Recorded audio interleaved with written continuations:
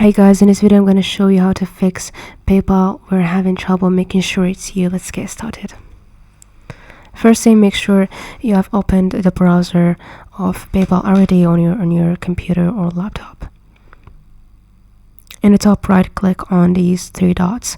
Go down, click on settings. On the left side, click on privacy and security. Click on third-party cookies right here. You're gonna find here see all site data and permissions. Click on it. What you need to do here is to remove all data, or you can just simply search for PayPal here.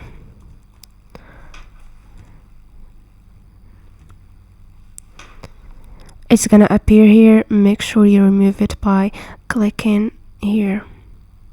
If this method did not work, you can just simply go to the help center of PayPal and you can just message them by saying, I'm having trouble verifying my account with PayPal. Could you please help me fix this? Or any other way that you would want to say it. And yes, if you found this helpful, drop a like and subscribe. Thank you for watching. See you next video.